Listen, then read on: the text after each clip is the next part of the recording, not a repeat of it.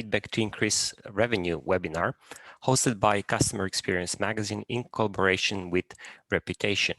I hope that everyone is comfortable and excited about the webinar. Please note that we do have a Q&A box. Make sure to use it and ask any questions you might have, as they will all be addressed at the end of the webinar. Now, without further ado, I will let CX Strategy Director at Reputation, Chris Sparling, take over. Chris, the stage is yours. Thank you very much, Alex, and yeah, welcome to the webinar this afternoon. Thanks everyone for giving up some time, and hope you get something out of it. As Alex kind of said, my name's Chris Sparling. I'm going to give a short introduction into me and my role before I kind of go through the agenda that we have today. So I'm the CX Director at Reputation. I've actually only been with the business 4 or 5 months, but I've been in customer experience management for 10+ years, really helping businesses use customer feedback to get value from, drive action within the business and really kind of drive some business outcomes. I started my career actually in retail, but over those last 10-15 years worked really across multiple industries, from hospitality to automotive, all across Europe and also Asia as well. Personally, I am based in the Midlands in the UK, in South Derbyshire. I live with my wife and 2 young kids, young girls aged 5 and 4. So like many parents, I'm sure you're thrilled with the news this week that kids are only a few weeks away from going back to school. And a couple of my passions in life, this sounds a little bad, but I love drinking and gambling. I really love tasting new wine and trying new wines. And if you haven't tried the Vivino app, I highly recommend that. It offers a really great customer experience as well.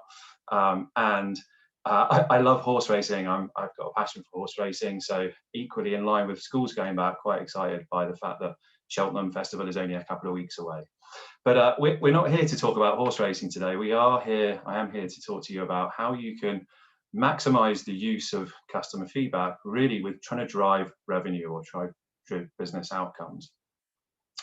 So the agenda for today, it would really be amiss for me not to kind of just put the world into some sort of context at the moment. Clearly, it's been a very challenging year for us individually, but also businesses. So kind of wanted just to take stock of that, and then really focus on 2 types of feedback. First-party feedback, which is typically the feedback you might be soliciting from your voice of customer programs, but then also your online feedback, your third-party feedback, so that organically grows online.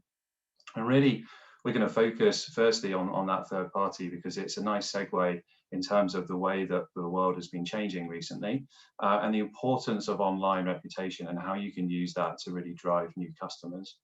So I hope that we'll be able to give you some ideas on how to optimize that online presence.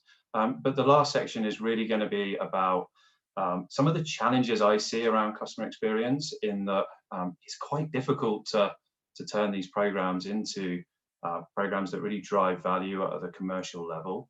But along my career, I've come up with a few good examples of how we've done that, and I thought that would be worth sharing as well, to give you hopefully some ideas on how you can implement that within your own business.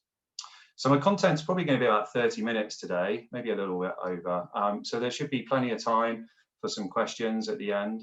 And yeah, so feel free to, as Alex said, kind of use the Q&A box on the chat to add your questions as I go through the presentation. So yeah, current landscape. Clearly, the last 12 months have been really challenging. I think we at Reputation, we actually had our client conference towards the end of last year, and one of our guest speakers was Ted Sauer, who's the head of retail at Google, and he made a really great presentation and some really key insights in here. And I wanted to kind of share this first one here with you. The last paragraph in particular, I'm kind of calling out here.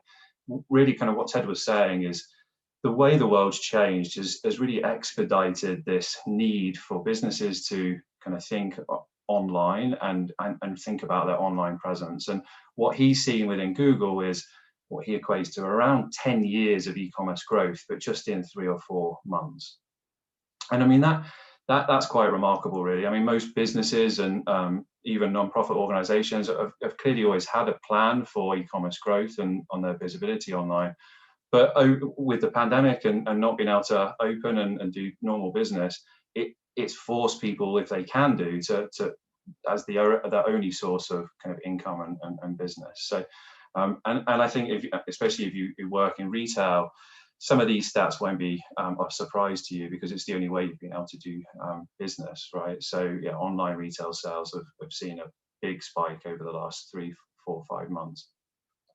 The way consumers are obviously transacting and interacting with brands has changed as well. So that online experience, that experience that you're giving online, is just becoming more and more important. And I think the bottom bullet on this slide is something that I'd like to call out, that customers are much less likely to convert when they're using mobile devices. It's not just about your online presence, but it's actually the device that people are interacting with that becomes really important. And from a customer experience point of view, that really stands out to me, the way that we've got to look at our whole journey and all of the interactions that we're having with businesses, regardless of what medium they're using.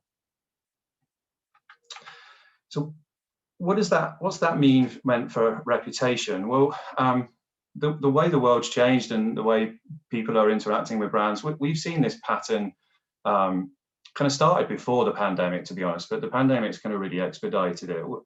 Historically, we work with a lot of businesses that would use online reputation, so that third-party feedback might be kind of managed within the marketing team of the organization, whereas the customer experience data, the first-party feedback, lots of businesses might have that in a separate team. And what we are seeing within the market is a shift in a behavior, in that lots of customers are now asking us, can we bring all this data together in one platform, which absolutely is kind of the point of our proposition.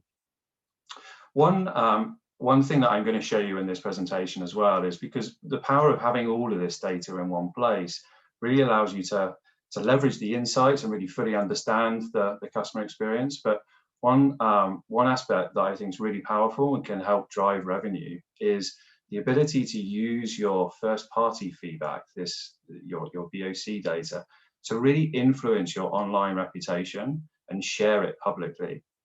And I'm going to show you how we do that at Reputation, and how some of our clients have really kind of utilized that capability. So this collision of two worlds, this online reputation and the customer experience reputation, has allowed us to create our own space that we are calling Reputation Experience Management. And my background, predominantly prior joining, is really kind of being first-party feedback and VOC data. And I think if you come from that background, the way I would explain this is, and our vision is, it's kind of like CX on steroids. The customer experience is now, people's customer experience is starting way before they land on your website, or way before they enter one of your shops or restaurants or dealers. It starts from that search, it starts from that online review.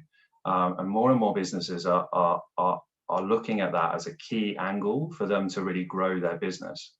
And I'll touch on this at the end, but in my view, VOC and customer experience programs, they're really great at driving loyalty, but often miss the opportunity to really help businesses grow the business by finding new customers. And so that's where I strongly believe this kind of getting found, which is our first pillar, is a really strong kind of differentiator in helping businesses use customer feedback to really drive revenue. The other two pillars that we have, and we have products that sit all around this circle that you can see on the left-hand side.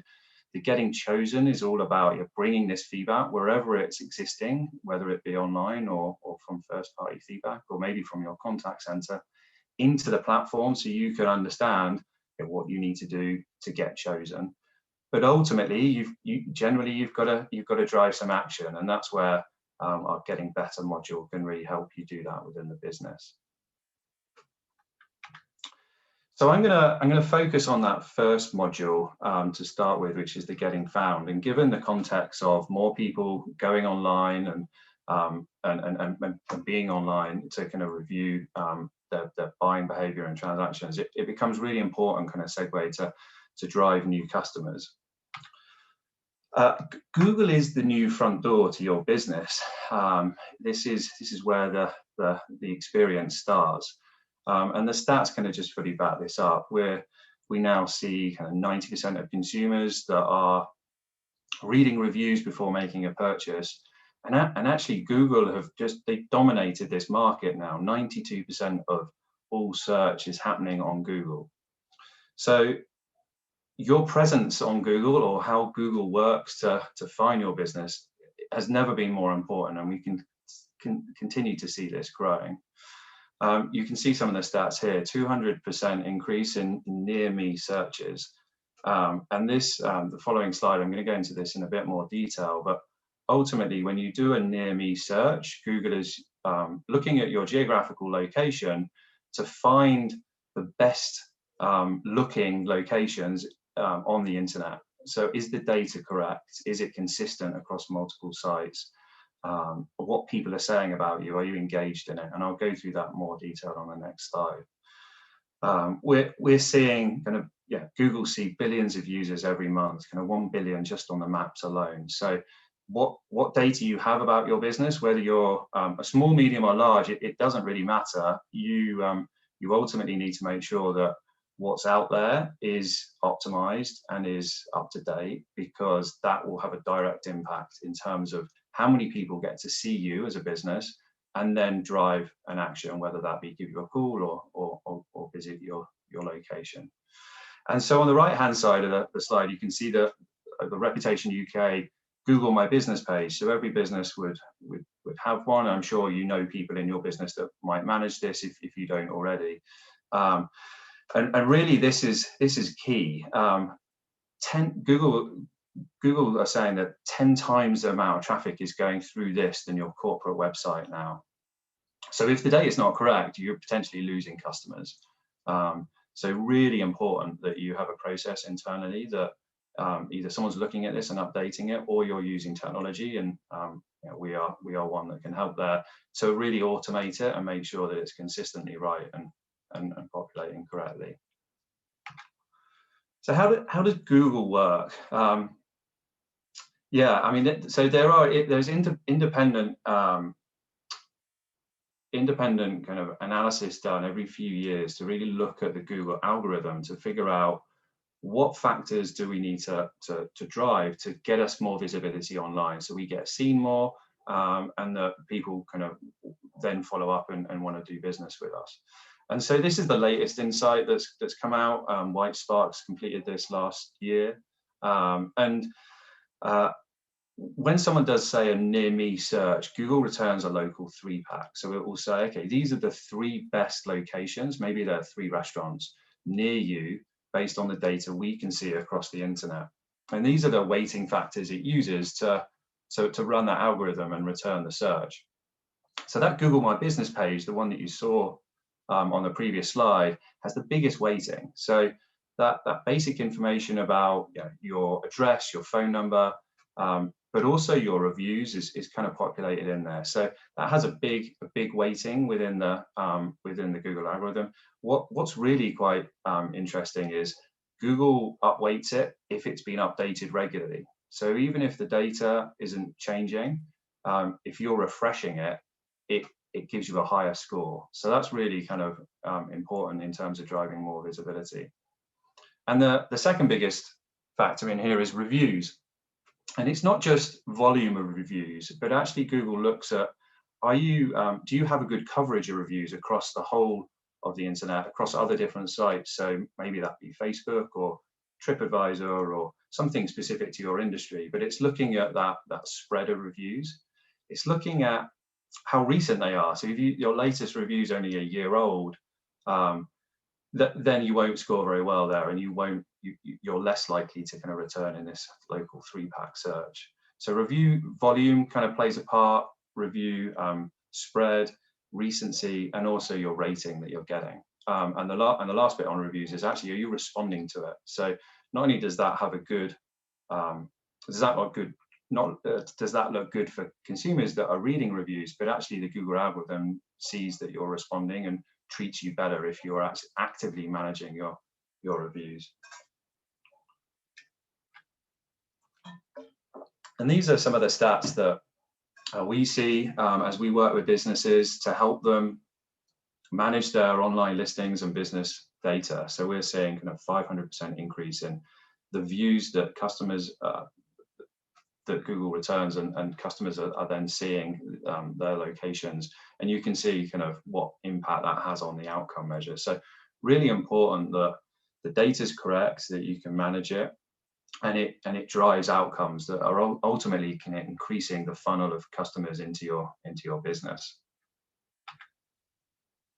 So that's the theory around it. I want to kind of explore that in a bit more detail, but kind of put some context behind it and show some real stories from clients that we work with, and also go into a bit more detail about some of the ways that we do that.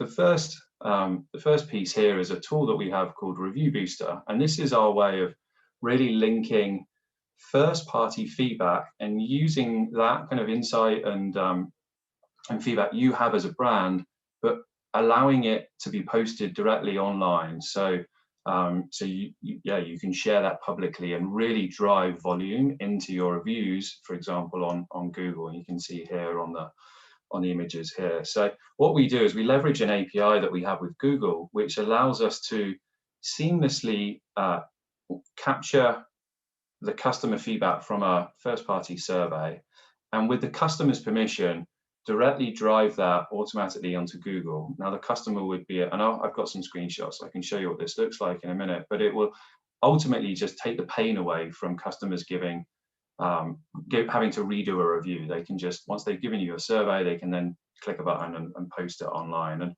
I was amazed, to be honest, when I first joined and saw this data and stats, that I generally thought the way you get reviews is to ask for reviews, but actually we see a huge volume of reviews via the survey. So we're seeing kind of 30 to 40% uplift in review volume if you ask for first-party feedback, but then make it easy for that customer to share online. And then obviously this is then directly impacting your listing views and your kind of calls to action.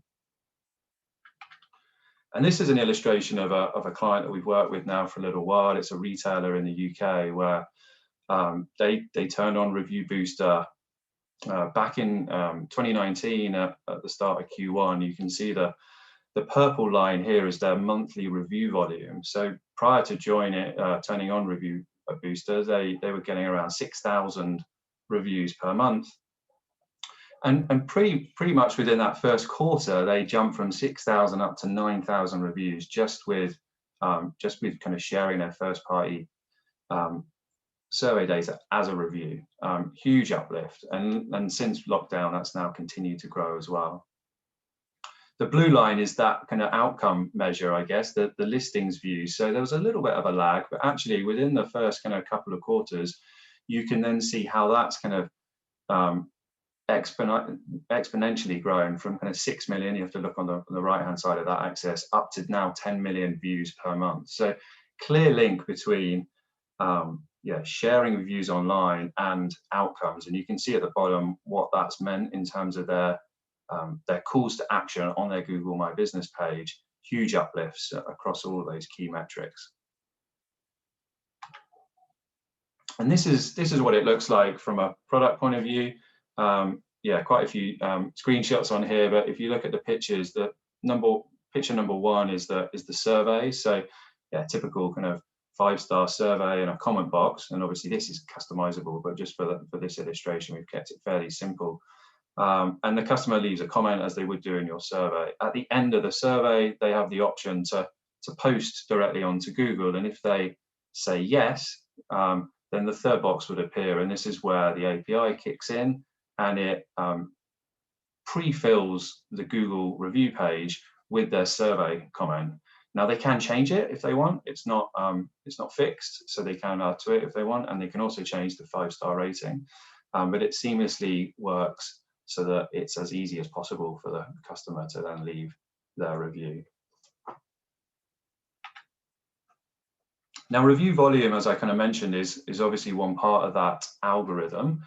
but responding to reviews is also really important for visibility. And so I just wanted to share this quick case study. I'm not going to go through it all, but we work with PSA Retail, who are an automotive dealership network. And prior to joining with us, they wanted to go on a CX journey of really driving kind of engagement across their network. And what they saw prior to working with us, that of their reviews online, only 16% of them were getting responded to by the dealer. So they wanted to change that. And we have technology that allows them to respond to reviews, but also automatically respond to maybe the positive ones, which don't necessarily always need a personal kind of response. Just thanking people for that review is really important and helps drive your visibility online as well. So now, I mean, having successfully rolled that out, they're getting over 100% of their reviews online being responded to, which is great. But kind of, so what? I mean, so what's at the bottom here? I mean, 8,000% increase in the business listings views.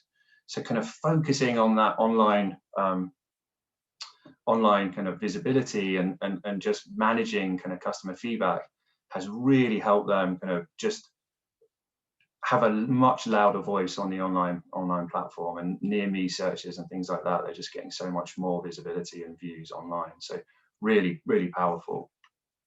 And obviously, most businesses, if you're not within your marketing team, I'm sure someone knows how to kind of calculate that conversion rate as you have more people coming into the funnel. What does that mean to actual net new customers? And you can start to put some numbers behind it.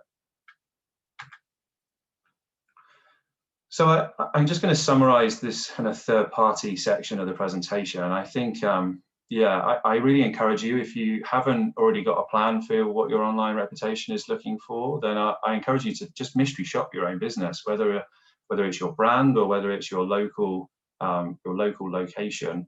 Have a look, see what happens when you do a niche search. Are you appearing in it? What are people saying about your brand? Is there something that you can do to change it? Because there is a clear link between doing that and having a direct impact on finding new customers online. The quality of the information that's available online about you is really important, but you need to manage it as well.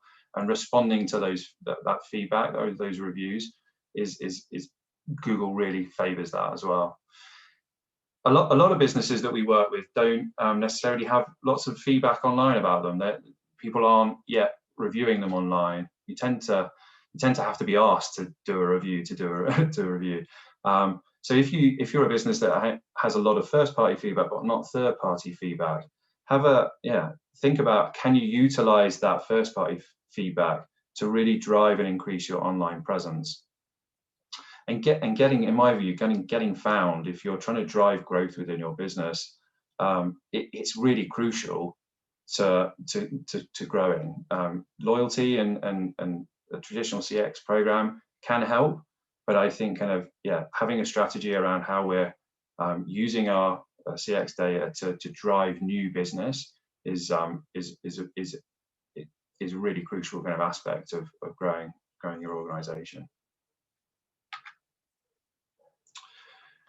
So the second half of this section is now I'm going to kind of focus on some of the kind of wider challenges around monetizing feedback, in all honesty, and probably kind of more of an angle on voice of customer. And obviously along the way, I'm going to give you some tips and some things that I've kind of noticed in my career as things that have kind of worked. And I think kind of CX in general, I think has a challenge around how do we actually drive more action that is going to make a positive change on the experience. I think just to kind of come back to that, I think kind of going back to our strategy, in order to drive revenue, we have to drive more action. Certainly from a VOC point of view, programs can become really complex really quickly, and there's often this fixation with the score and not necessarily as much kind of focus on driving the action. We have a whole module here in our strategy that's enabling businesses to take action on their feedback. But I was going to want to just flick up this cartoon that I'm sure a lot of you might have seen before, but kind of really, unfortunately, there's a lot of truth to it, right? I'm gonna pause and just have a drink whilst I let people that might not have seen this before just read it quickly.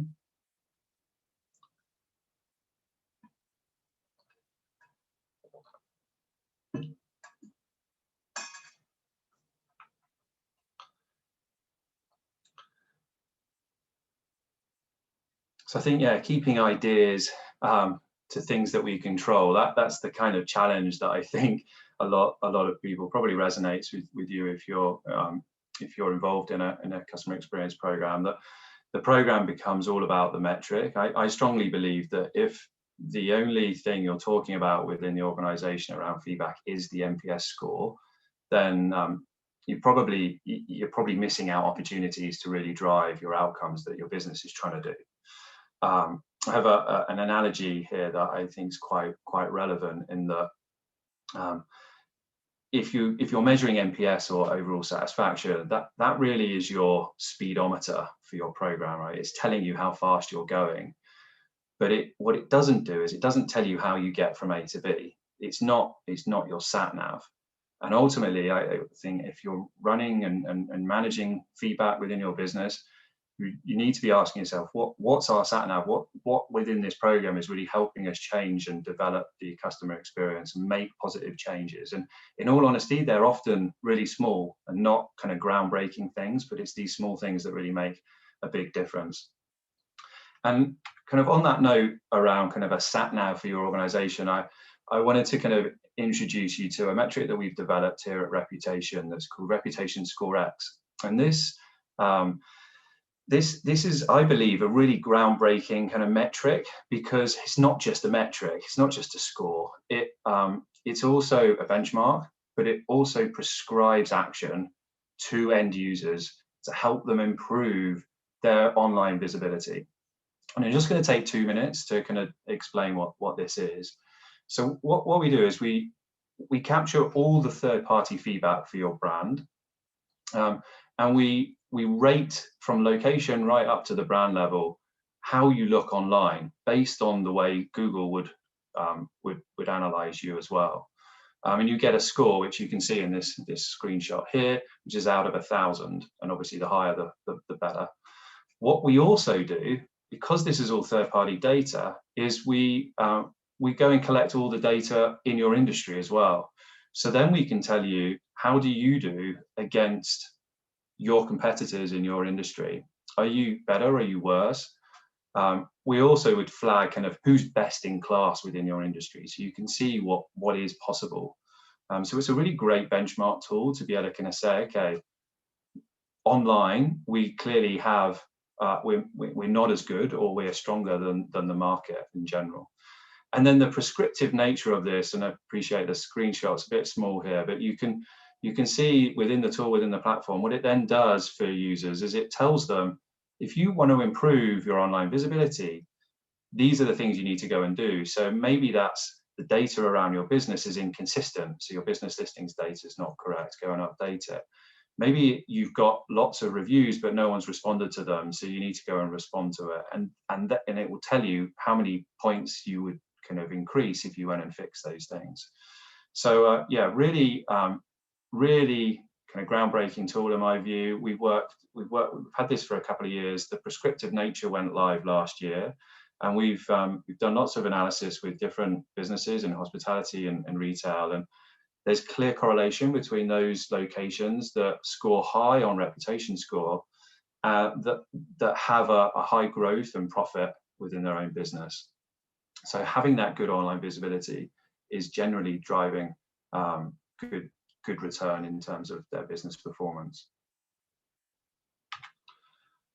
And so kind of just thinking back to kind of VOC and first party feedback, because generally speaking, I am fairly agnostic about the metrics businesses be using, where what I think is more important is, are you able to drive some action that delivers a change on the experience that you can measure and link back to some business outcomes?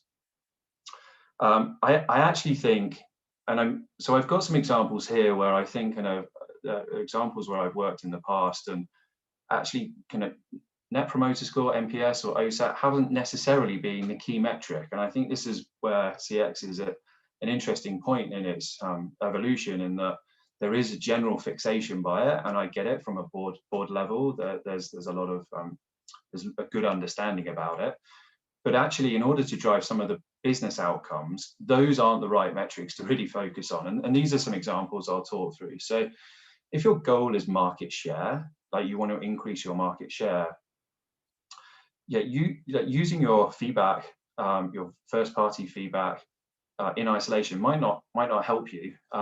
So if I'm a customer and I go and do my grocery shopping, I might do it in 2 different brands. I might be loyal to both of them, and actually I might have really good experiences in both of them, and score them both 9 or 10 out of 10. Now, if brand A wants to drive market share, it doesn't know that from the feedback I'm giving it. It knows that I'm just doing it, I'm happy. What it really needs to know is, why am I going to brand B? So I think if your goal is to drive market share, it shouldn't necessarily be to be driving NPS up or OSAT, but about devising a strategy within your feedback program to really understand why customers might shop in other brands, and then what we're going to do about it internally. So if your second one here, if your goal is to win new customers, we've talked a lot already. The third part of my presentation was really about what's that online visibility. Are you visible online? So again, nothing to do with NPS.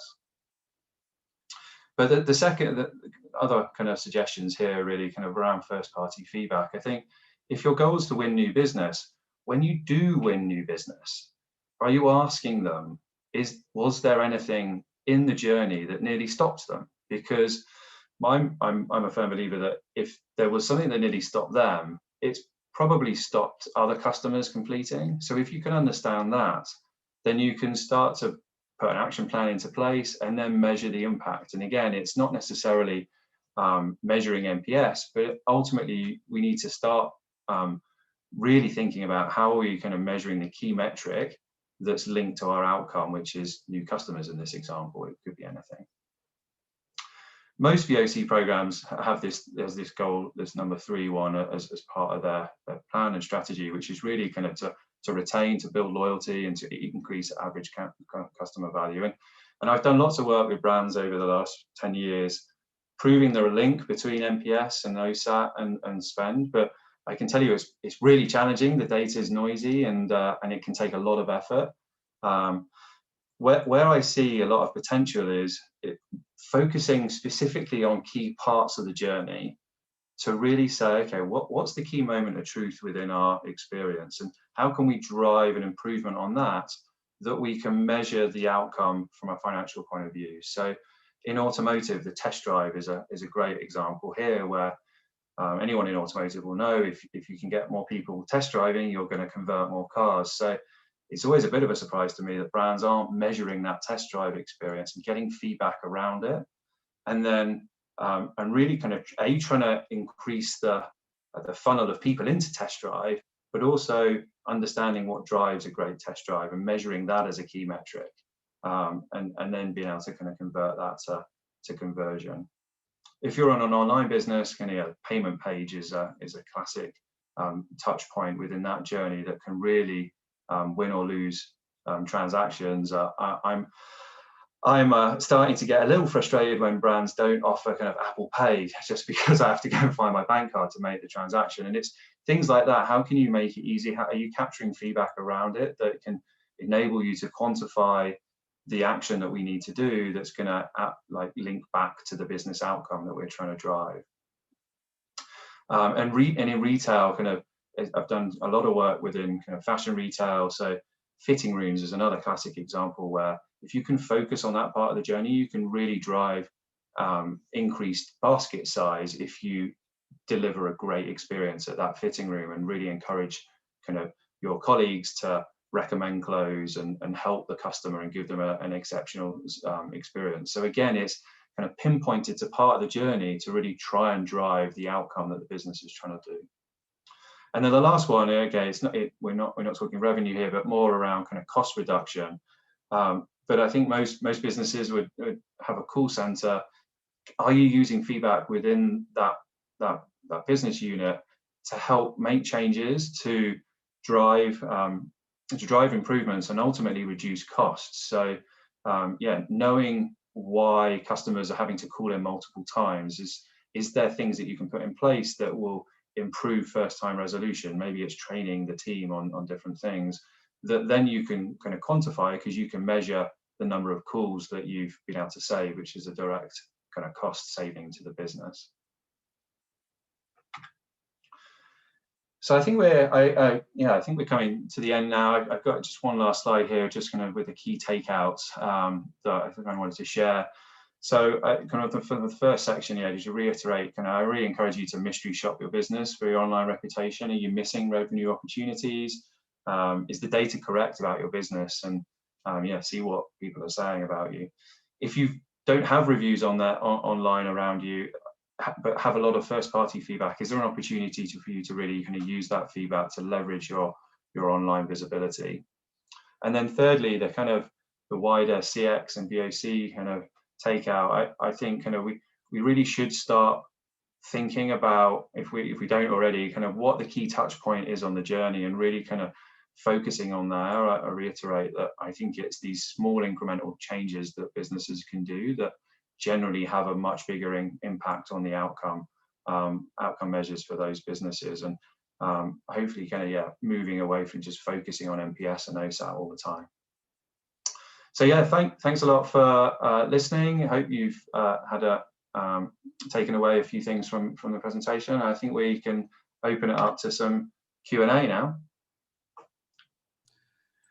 Yeah, hi Chris. We've had a few questions come in, but just as a reminder to the rest of the group, because we do have a lot of attendees on, if you do have any questions, there's still time. Please use the Q&A facility.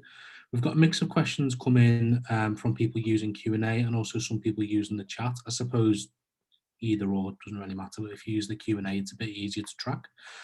Let's get started. So Chris, the first question says, what is more important, first or third party feedback? Yeah, it's a good question, isn't it? I mean, at the moment, I don't think there isn't all feedback's important, right? I think what's important is that you're reading it, you're acknowledging it, and you're doing something with it. I think certainly looking at the trends that we've seen, we see kind of review data, review volume just exponentially increasing year after year. I mean, obviously the last year has been very unusual, and most businesses have seen a huge reduction in review volume. But as we've gone in and out of lockdown, reviews are kind of taken off again. So I think as the longer term trend goes, I think I would anticipate kind of reviews becoming more and more important in this kind of feedback economy. And as technology improves, as people interact in different ways, video, audio, these types of things, I think survey data can be really useful to kind of answer the questions you want as a business. But I see it evolving and becoming kind of more of one industry, and certainly reviews aren't going away anytime soon.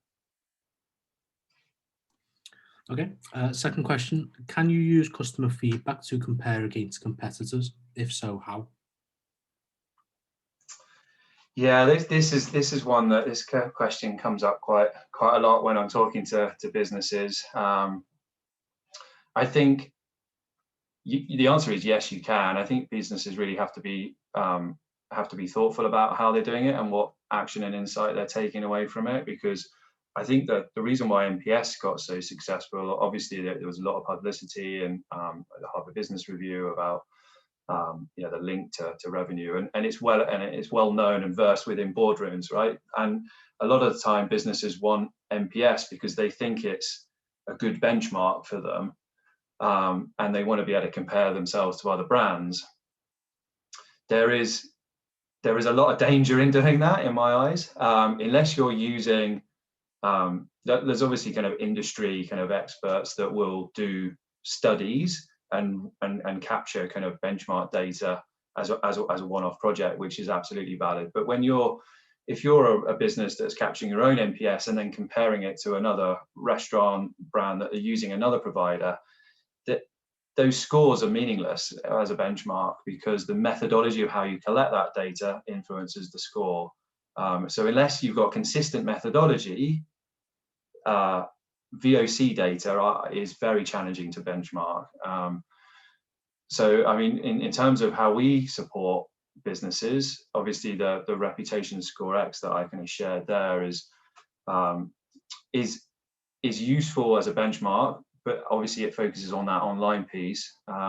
Because the methodology is consistent, we're just literally pulling what's available to anyone as they search online. So yeah, I think kind of need to think carefully about benchmarking. Certainly online is easier because it's collected in the same way. But yeah, VOC is more challenging, and I prefer to help businesses look at, rather than what's our score against the competitor, like, are we moving in the right direction? Are we actually kind of seeing positive change and driving action from feedback?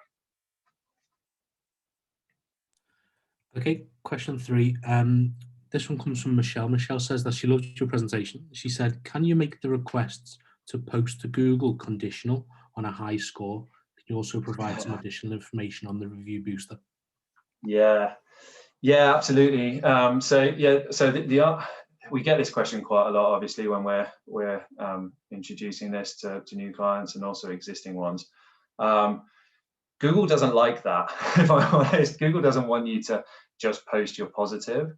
So and I advocate for it as well. So we don't do that. What we do is, whether you're positive or negative, we offer that integration into for the customer to share publicly, because Google actually wants to see it all. And I think there's a couple of bits for me. I mean, personally, when I'm looking at reviews online, if I find a business that just has all positive reviews, I'm a little bit skeptical of it.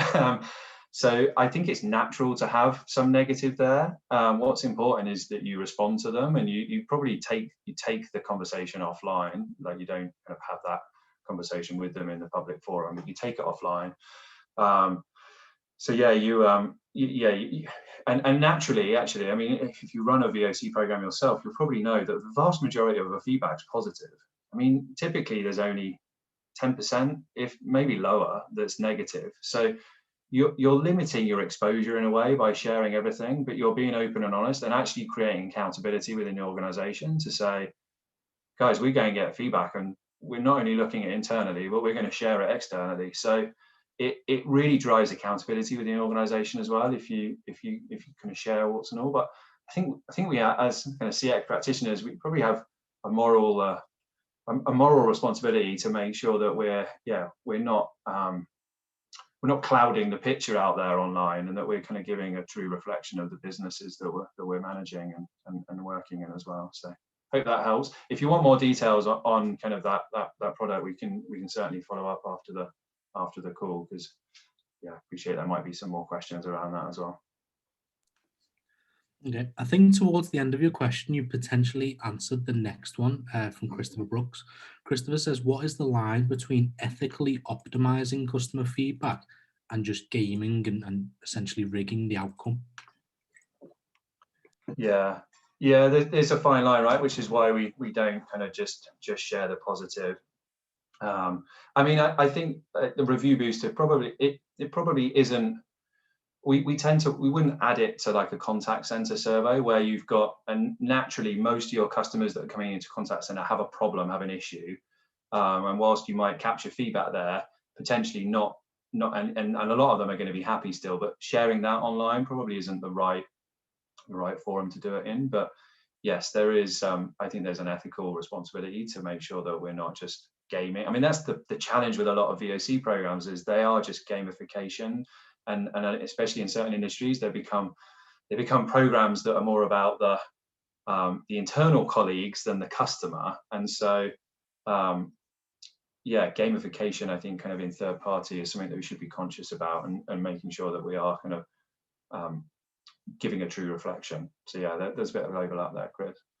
I'm going to kind of flick through and see if I can find any questions as well. Well, we've had two, both on NPS that can probably be merged. We had an anonymous one that says, is NPS still valid today? And then just a few moments ago, Geraldine said, in 2021, are NPS queries still a good strategy to obtain feedback on customers ultimately tired of responding?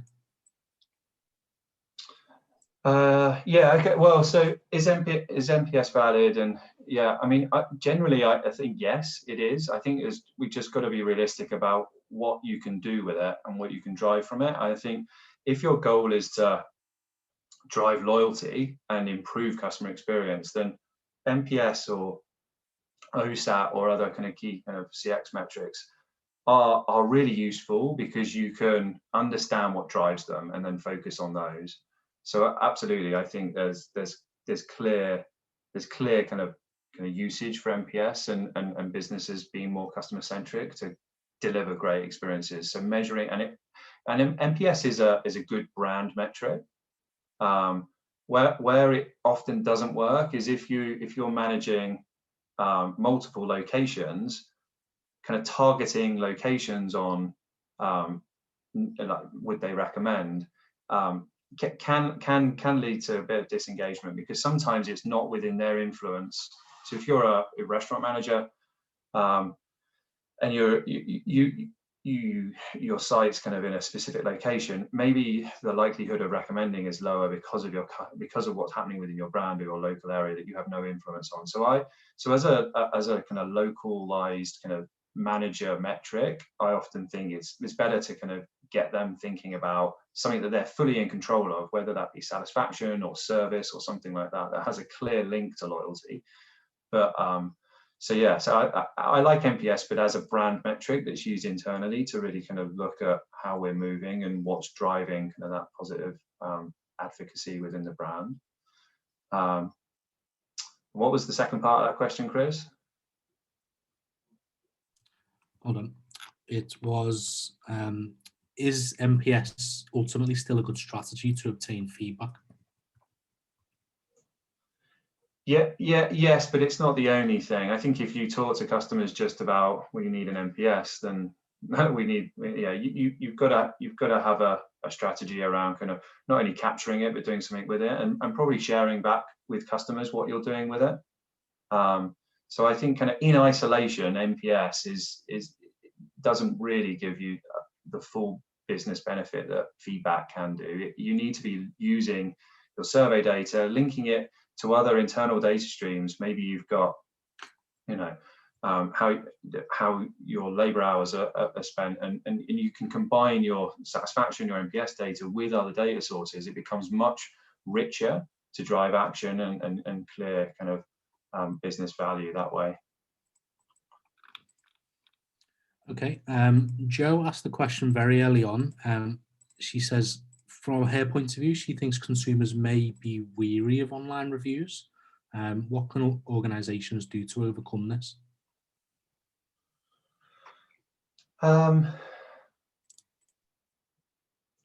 Consumers, we're generally seeing review volume increase month on month at the moment. I think certainly from my personal experience, I like when I'm buying from brands and products, I'm not put off by negative feedback. I want to see that businesses are managing it.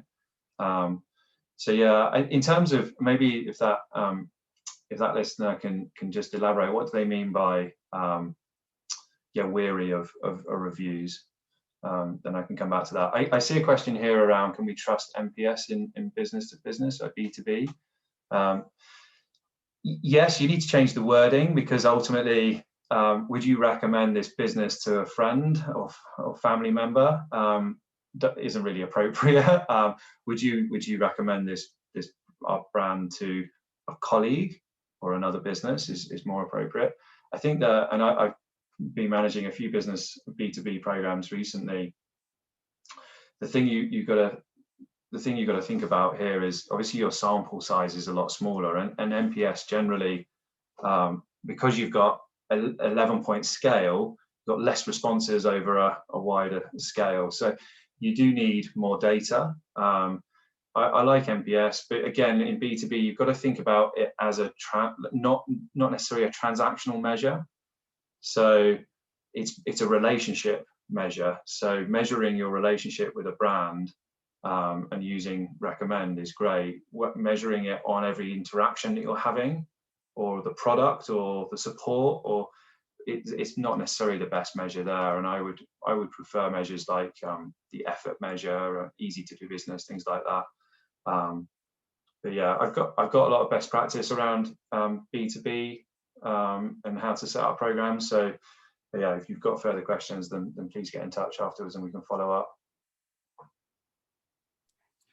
Okay, Jo did elaborate. She just meant in terms of caution. She thinks consumers are actually quite cautious about reviews, and if there's anything that businesses can do to overcome this.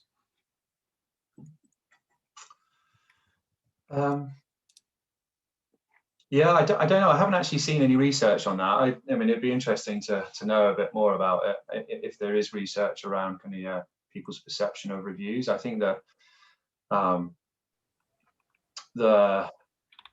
what we do know is people are looking at reviews before they're making a decision. And yeah, I think kind of because of the vast number of reviews and how it's evolved, probably isn't quite as much kind of understanding about how people interact and the behavior around it. But people will get more sophisticated in that as time goes on. I generally think, certainly the way Google operates, it's using the review data. So whether you agree with what people are saying online or not, it doesn't really matter. People are going to read it. So yeah, I think, yeah, there's definitely more that we could do and understand. But at the moment, yeah, review volume's going one way really, and that's up. Yeah, and obviously just to echo what you just said, ultimately people are just going to read it. We always refer back to a source from an independent survey done a couple of years ago now in 2019 that said around 80% of consumers read reviews, and actually around that amount as well also trust them as much as a personal recommendation from a friend or family. But ultimately the best way to combat it is just to ask for genuine reviews. The more quantity of reviews you get, ultimately if you're offering a good service, those potential fake ones or the negative ones, they'll just get drowned out.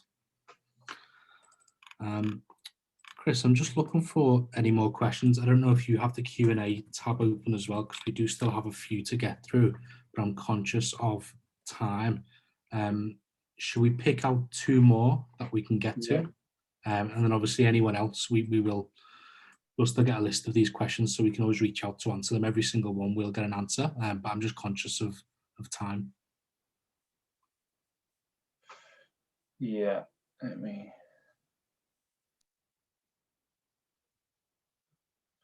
Which are the biggest improvements in customer journey you've noticed so far? So asking after for first party feedback. So I think here, I kind of touched on this, didn't I, in the last slide, but I think certainly if you're running a VOC program and you've got NPS or OSAT, whatever the outcome measure is, with some analysis, you can work out which part of the journey, which touch point has the biggest influence in that outcome, that loyalty outcome.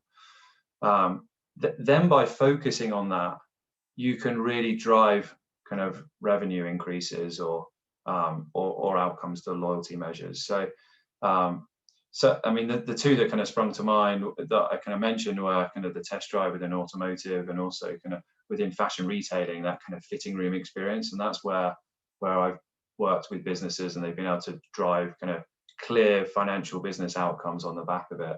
I think kind of, yeah, that's the question I'd ask yourself within your own business. Do we know which part of the journey is influencing kind of our outcome the most? And then can we kind of really focus on that one to drive an outcome? Let me see if there's one more question.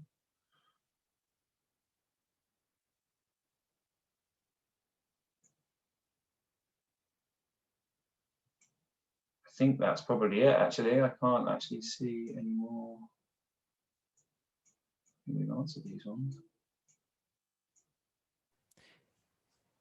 Yeah, there were a couple of questions that were similar, so I think they were covered. However, if anyone would still have a question, this sparked really interesting conversation. So if there are still questions, anyone can reach out to you. So everyone will be receiving the recording of the webinar, and please make sure to reach out to Reputation for any further questions you might have. Of course, you will be able to see more of them at Customer Experience Magazine, so you'll get more content directly from Reputation. And yeah, there was a question, I think Mike said it now. If you want to address that one, Chris. Hi, Mike. I know Mike. So is there any research that shows correlation between CX? Not that I know. So he wants to know, is there any correlation between kind of the research data that shows correlation between CX and UX?